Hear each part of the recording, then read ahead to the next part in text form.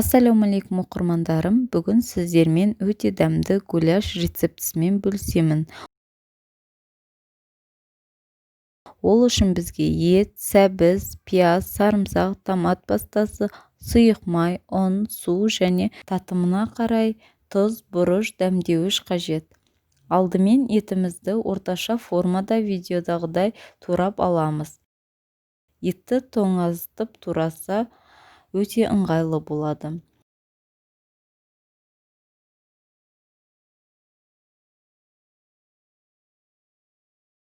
Пияз бен сарымсақты да турап дайындаймыз. Сәбізді үккіштен өткізіп аламыз. Терканың насадкасын менікіндей болса жақсы, пісуі өте тез болады. Енді табамызға сұйық майды құйып, отқа қоямыз. Алдымен етті қуырамыз. Еттің сөлі шығып, сәл қайнаған соң, сәбіз, пияз, сарымсақ қосып, араластырып, еттің суы тартылғанша қуырамыз.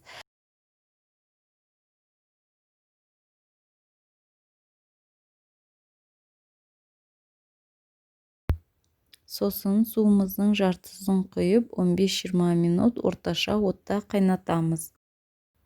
Қалған суға томат пастасы және ұнды араластырып, сұйық масса дайындаймыз. Дайын массаны етке құйып араластырып, баяу отта 5-10 минут қоюланғанша пісіреміз. Осымен гуляш дайын, гарнирін өз қалауыңызша жасасаңыз болады. Менде бүгін күріш өте жұмсақ әрі нәрлі болып шығады.